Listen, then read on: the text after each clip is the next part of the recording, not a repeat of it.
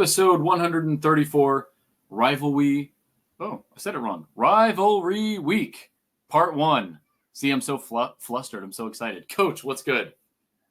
What is good? So the initial idea of mine for an episode name was This One Hurt.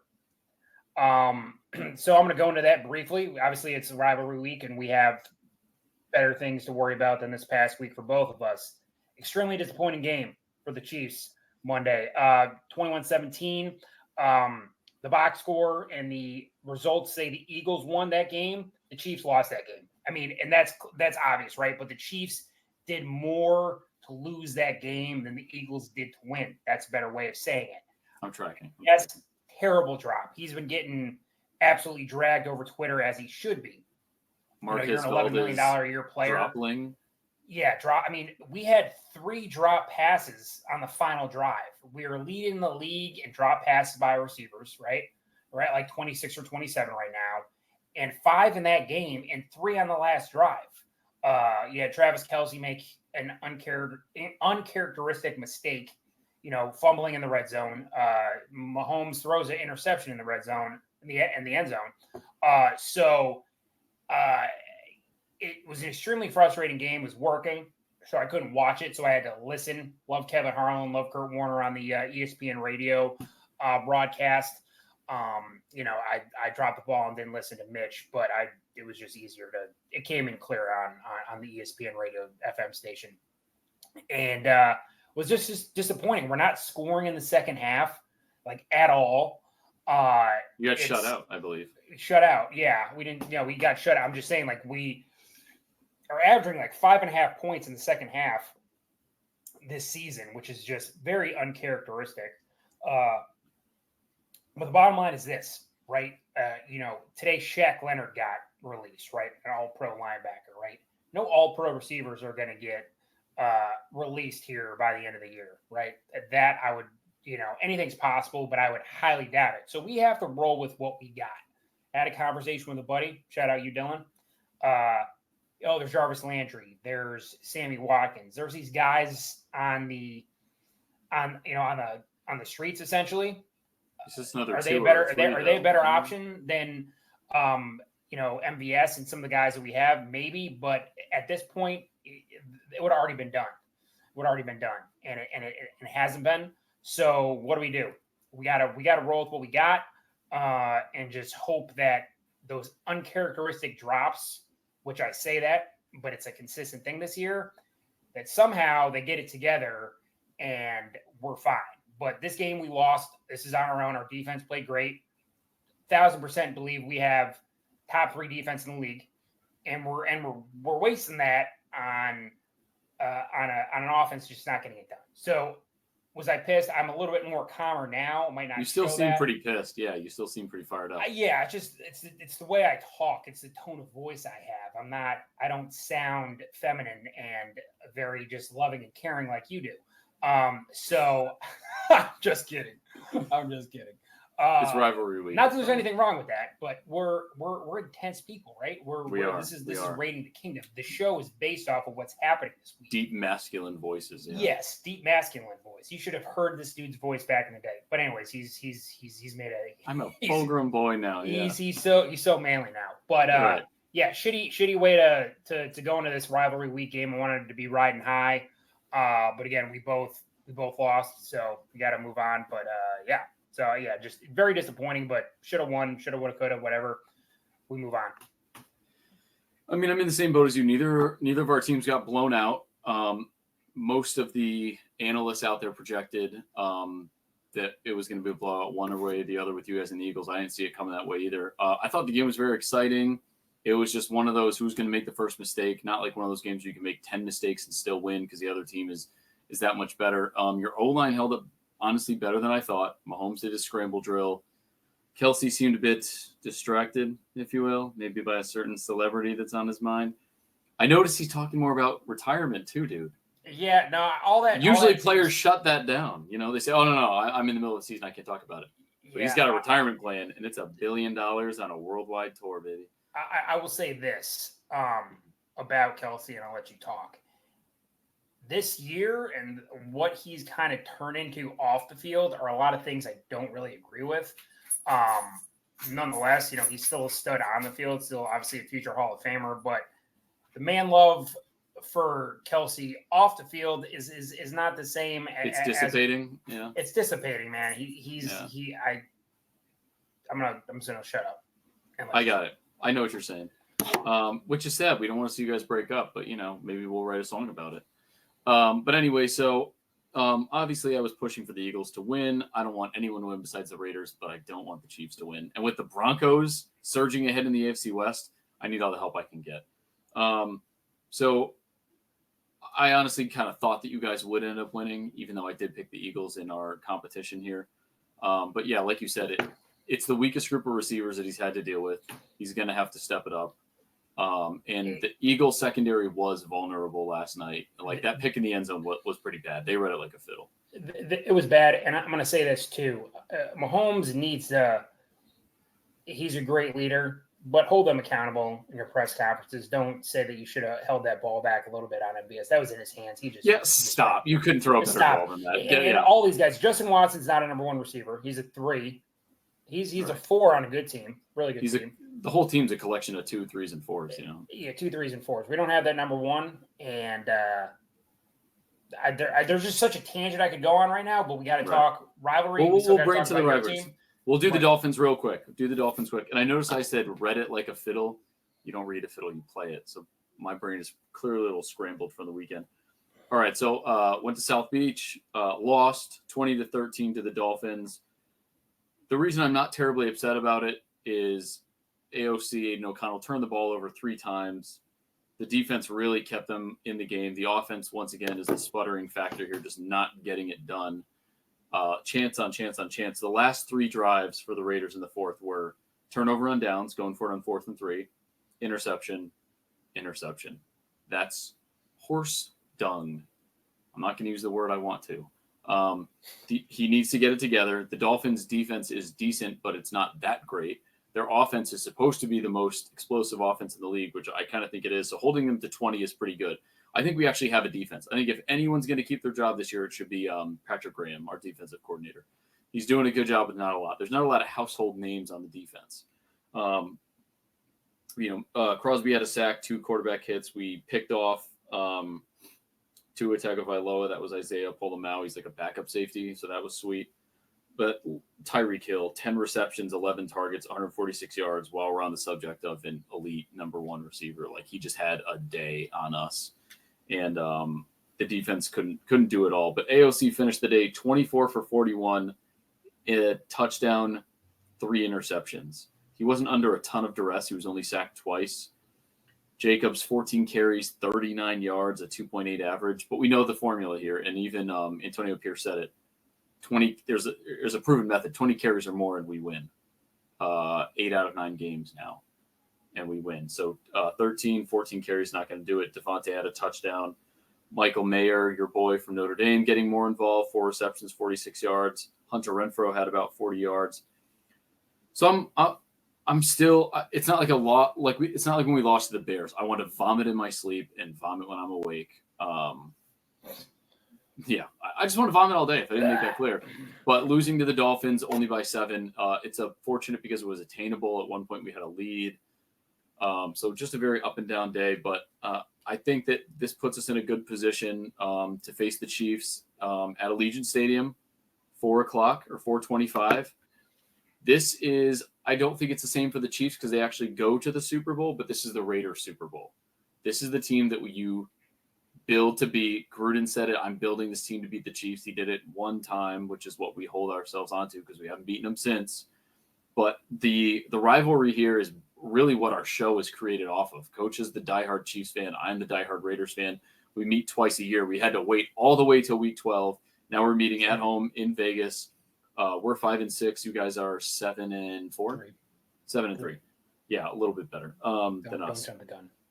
I'm not. So obviously there is a ton to unpack here.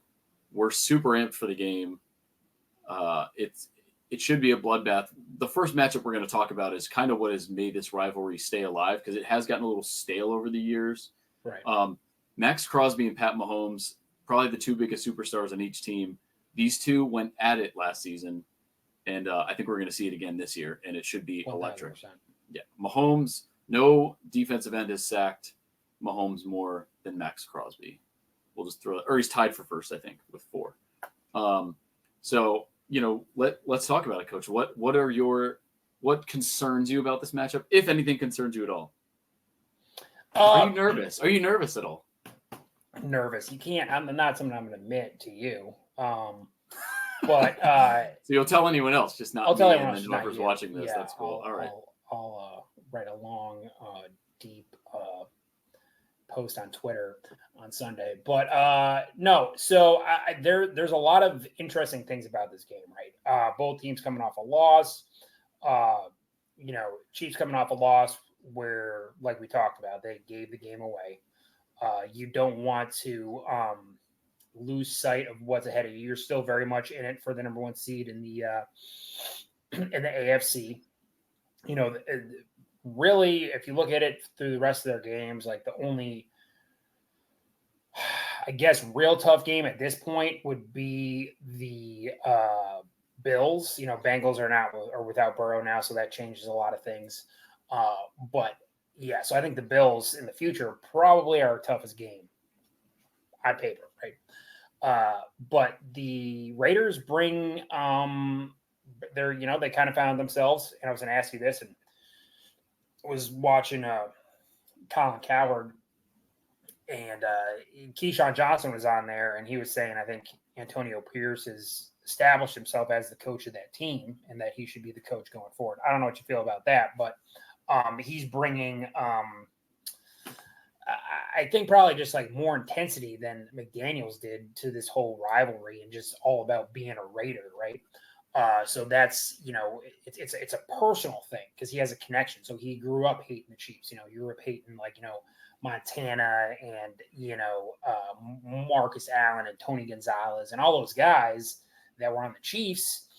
And he was a Raider guy. So that's kind of how I see it. But yeah, as far as are we talking? Do we want to go into the specific matchups and things that we find interesting about this matchup, or how do you want to proceed there? Well, I think we need to kind of highlight the things that could potentially be game wreckers on either side of the ball. So let's start with right tackle Juwan Taylor. Obviously a penalty machine. He's having some issues with that this year. In recent history, you guys have had trouble containing Max Crosby. To be fair, in recent years, we had Chandler Jones on the other side, Tyree Wilson, and Malcolm Kuntz aren't doing a whole lot. They can be blocked by a single tackle, maybe a little help from the guard, but it's not going to be a constant thing. So you guys can focus on the rest of the line, and interior pressure is not really a thing with us. Right. So he's still going to have to hold his own because Crosby can, as that game where we led 17-0, he can skew things. He can throw Mahomes off, especially the way your receivers aren't getting open quick enough for him to do what he's got to do. The guy can only scramble for so long. So, these two are going to be going at it. I would be shocked if Crosby did not hit home, but we've seen some teams recently. The Dolphins did a good job kind of keeping him semi-contained, the Jets as well. The guy's always disruptive. It's not going to not happen where he's disruptive, but there is a chance that he could come out of this with no sacks if Andy Reid, kind of schemes it right. I mean, how confident are you that Juwan Taylor's going to be able to hold back? Juwan Taylor's, there's been a lot of, he had some bad plays initially, just like jumping off sides and all this other stuff in the beginning of the season. I think he's gotten a little bit better. But Max Crosby's elite, I would say it's kind of like Myles Garrett, TJ Watt, Max Crosby, right? As far as your best ends go. Yeah. Or disruptive, edge rushers off, that are complete game changers. So yeah, you have to do your best to try and contain them. Have Tyree Wilson beat you is the ideal thing because he hasn't really beat anybody, so that would help. But the O line's gonna have to play good. I think they did pretty good against the Eagles for as much firepower as they have. But yeah, we're gonna have to step up. You gotta contain Crosby, especially with everyone knowing that these receivers that we got are not super reliable besides Kelsey.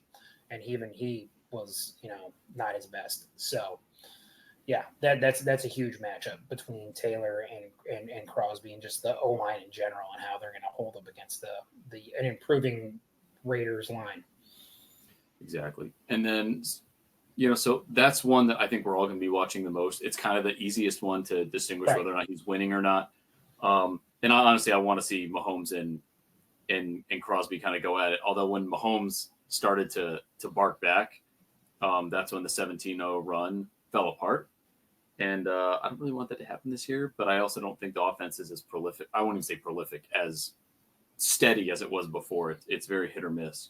So let's go into the secondaries, because we got some matchups on either side here. So we have your receivers, who I still feel like the Chiefs, no matter who they have, will have like their breakout games against us because we're not that great. The defense is playing better. The secondary as a whole is starting to come away with an interception a game, which is, I think we had 6 total last year. Lowest in the league. So specifically, like, Rashee Rice has been the guy. I think that Nate Hobbs, Amik Robertson, they're going to kind of be in his face. And then on the other side of the ball, we have our classic rivalry of Devontae Adams versus L'Jarius Sneed, who is one of the top corners in the game. When you look at the PFF ranking, they put him pretty low. Yeah, it doesn't make sense. I mean, he held AJ Brown. The guy. Yeah, he held AJ Brown to 1 reception and 8 yards. I know. I needed 10 points from him in fantasy. Thanks a lot, Sneed. Sure. Yeah, I had a buddy who had a similar thing. He was like playing AJ Brown. And he was up like 2 points and won somehow. Yeah, man, it's Sneed has been great. He's a free agent, so he is making his money this year, for sure. And I don't know if he's will I did not know he was a free agent. Oh my god. Yeah, him and Chris Jones. Yep. Don't mess with him with a franchise tag. Give the dude his cash. He's got to be 25. Sneed. Yeah. He's young. He's young. But then you got arguably the best corner, I think, in McDuffie. Top 10 corner as well in him, and he's going to be coming up for a contract. So we're not in a bad position when you got that many good young players. He's 26. Sneed is. Yeah, 4-year deal. Still young. Sneed versus Devontae should be good. I'm comfortable with the rest of our secondary with McDuffie and Williams and everything else being able to contain Myers and some of the other receivers. Trey Tucker is starting to get a bigger role. They were definitely going for deep shots for him. Overall, I think that's a very make or break. If Devontae goes off on Sneed, I'm a little bit worried. Yeah, but as we've seen, Devontae can still theoretically go off, and it's not enough to win. So they are targeting the ball to him. But I'm just hoping that offensively we start to use these other guys. Like Trey Tucker is not as fast as Tyreek Hill, but he's pretty close. And you saw that AOC, well, you probably didn't watch the Dolphins game, but they tried a few end zone deep shot bombs to him. One of those was the one that got picked off very easily. Jalen, what's his name? Ramsey. Jalen Ramsey with 2 picks. Hate to see it, one of which was a game sealer. So that's the other thing is, can our secondary, which I wouldn't say it's probably just brimming on the top 10 status as far as secondaries go. They're doing very well. How they'll contain this group of receivers. Like I said, I don't think there's any receiver on it's not like, oh my God, the Chiefs have Tyreek Hill, Jamar Chase, Devontae Adams, like any of these top guys that are really going to terrify you. It's just what Mahomes can do with them that can make Raiders fans nervous. So that's one of the other things you got to watch for. So we got the secondaries, we got the DN versus the right tackle battle. And then the one thing that I vent about and drives me nuts every time I watch Chiefs, I think I tweeted about it. You probably wouldn't like the tweet. I don't know if you saw it, but I asked if the NFL put out some kind of a memo that says you are not allowed to tackle Mahomes with your full body weight or with more than one arm or more than one hand. I don't understand. This little frog zips all over the field. He's not that fast. And then when he does get tackled, they reach one arm out like we're playing flag football. They're like, oh, tag, you're out. I don't understand it. I am definitely not advocating for any injuries. I was not happy that Joe Burrow is out. I'm happy that the Bengals will not do as well now, but I want to see good football. Mahomes is good football. These guys are good football, but I do want to see the little frogger get hit every once in a while, like the game. You know what I'm talking about. Throwback 90s. That was 80s, dude. Froggers. Oh, was it 80s? Well, yeah. We're 80s babies too, so that counts. I just don't understand why no one can hit this guy. So Max Crosby, even one of the sacks Max Crosby had, he just picked him up, held him like a little baby, didn't throw him down. Like, let's be men, play like men, and hit. You'll hit every other quarterback, but they know, oh, if I hit Mahomes, I'm going to get some big penalty. So I want a designated spy on him, a safety, a linebacker, whoever it's got to be. He can't be the leading rusher again. Even if it's number 10, I can, what's his name? Isaiah Pacheco. Isaiah Pacheco. I can appreciate that. The kid runs like a madman, but not the slow trotting frog, the hip shuffle. Just not going to happen. I'm not doing it. I will lose my mind if that's how we lose this game because of him. If he gets a rushing touchdown, I'm going to punch my laptop. No, you won't. No, but I'll be upset. I'll be very upset. Yeah, see how quickly that changed. Right. So for me, my additional one, obviously we had two ones that are very similar, is Chris Jones and his impact, which, you know, he had 2 sacks last night against a very good Eagles. That scares me. Very good Eagles offensive line. Chris Jones is a game changer. He's still stone cold. Maybe you can, you know, edit in some Stone Cold entrance music and the beer bottles breaking. But there we go. He has a big mark it down at this point in the podcast that you have to. I am putting down the music. Yeah, Stone Cold music. So him versus the O line, you know, I have Colton Miller will be back. The interior of the Raiders is susceptible, and Chris Jones. I mean, it doesn't really matter what you put in front of him. The dude's, I think, the best D tackle in football. And we have not a great center in Andre James. He's not having a great year. So if Chris can get there and disrupt the rookie and put him on his back a couple times, I think that'd be good. But yeah, I'm expecting a very good defensive performance from the Chiefs. I have yet to see a bad one. And obviously, I mean, the Raiders offense doesn't overly scare me. I just hope that we can help. We can contain Jacobs. You know, the run D has always been something that's been not necessarily our strong suit, but it has improved greatly. So we'll see what we can do. But I think Chris Jones versus that offensive line is a big one. He does seems to run harder against the Chiefs. So we'll see how that whole thing goes. What is because we're about to get into our predictors episode. So this is part 1 of the rivalry. Next time will be us playing you guys at Arrowhead, which isn't that far away because it's already week 12. Coach, what is your official score prediction? Chiefs versus Raiders, our first matchup of the year, which would bring us to 6-6. Would be pretty nice. I'm going to go 31-17 Chiefs. 31-17. That's Coach. 31-17. I am going to go 28-21 Raiders. Taking my boys. Marking it down. What'd you put as the score? 28-21. Us. Victory. Actually, no. That's too close. I think it needs to be closer. No. 24-28. Some weird stuff in there. 24-28. Just did a little change there. All right. So that's our kind of our preview of the rivalry game. Coach and I are amped up. We'll bring you something on Sunday. I don't know what it's going to be. It's going to be a flurry of a day. We didn't. Oh God, this is our first T-shirt bet of the year. So I have to. I've been basically filling Coach's closet with Chief shirts. The winner will get a shirt of the team of their choice. Pick out the shirt, whatever NFL shop, no holds bar, whatever you want. Good news is that we're going to be hitting Black Friday. So you're actually going to get a deal on it. Yes, Black Friday deal, sweet. Although it's after. Well, it'll go all weekend, so I'll have to get it Sunday. Oh shoot, yeah, that's true. You might as well just get it on Black Friday. Just save yourself the. You might as well just send it to me now. Yeah, might as well send it to me now. And then if I lose, then just send me one back. So it's fair. Yeah. All right, so that's the deal. Coach has had to send me one shirt, and I don't even know if you were. Yeah, I think you did. All right, so let's get into our Week 12 predictions. The only thing I do beat Coach at here is our predictions. Right now, I'm standing at 106. Coach has 92.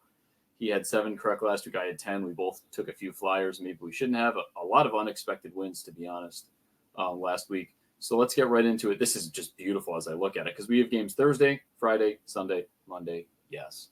Coach, your first Packers and Lions at 12:30. I think I know who you're going to take. Lions, baby. So you know what? I'm going Packers. I think that the Lions looked a little worse against the Bears than I expected.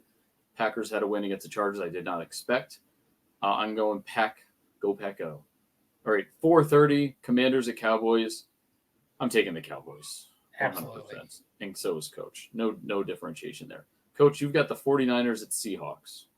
The Niners will continue rocking and rolling. Purdy's been looking great. He's looking pretty purdy.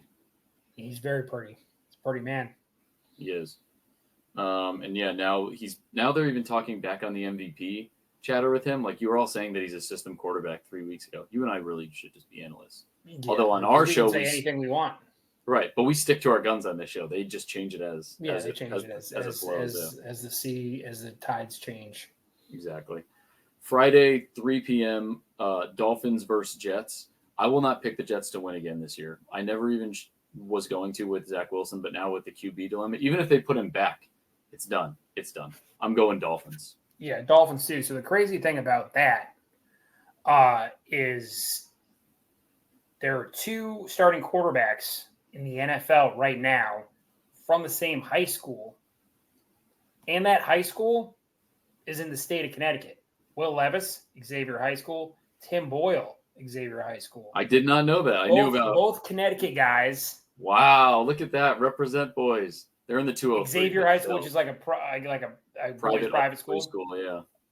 In the state of Connecticut, where there are two starting NFL quarterbacks. Kind of cool. That is cool.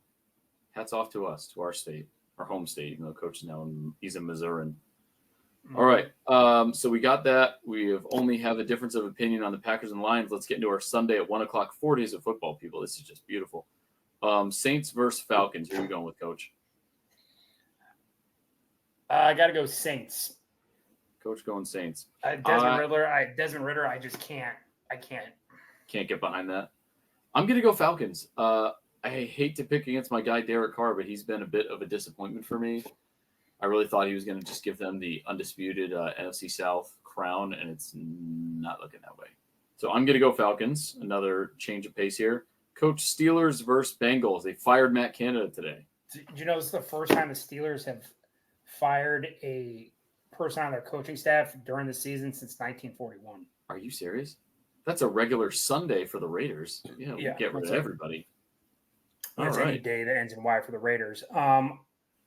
Valid. Who are you going? Who are the Steelers playing? You say? Bengals. Steelers. I'm going to take the Steelers. I'm going to. I can't pick. No Joe Burrow. Their defense is great, so I don't think it'll be enough. Jaguars versus Texans. I'm going Jags. Coach? Jags. Bucks versus Colts. Coach? Wait, is it Jags Texans? Yeah. Texans. I'm going to go Texans. Sorry. You're going Texans. Oh, God. You saw what the Jags did to what's-their-names last week. It was brutal. But all right, suit yourself. Coach, you have Bucks and Colts. Still in the 1:00 games here. I'll go Bucks. Going Bucks. I'm going Bucks as well. Baker's doing way better than I thought, and Colts just kind of squeaking by with Gardner until they get their stud back next year. This one is so gross. Patriots versus Giants. I'm going to take the Tommy DeVito, bro. Yeah, Tommy. You know you're going to go in there? Yeah, Tommy. I'll ride the Patriots. I don't really know why. Just Bill Belichick trying to squeak out something of substance, I guess, with their 2 wins, maybe get 3 wins, which could mess up their number 1 pick overall dreams. Panthers versus Titans. I'm going to go Titans. Panthers talking about benching Bryce Young, but they say they're not. Talking about Frank Reich being fired. The locker room cannot be good. I'm going to go Titans. I'll go with the Connecticut kid and Will Levis. There you go. All right. Good call, Coach. All right. Oh, Packers tight end was hospitalized. Just checking for breaking news, but he's out. Luke Musgrave. The first 4:00 game, Rams versus Cardinals. Little Kyler Murray back, Matt Stafford back. What do we got? I'm going to go Cardinals. Ooh, Coach. I'm going Rams. Offensive line's going to have their hands full with old AD. Coach, Browns versus Broncos. I really almost picked the Broncos, but I can't even stomach that happening, so I'm going to go Browns. The Browns defense will destroy Russell Wilson. Browns.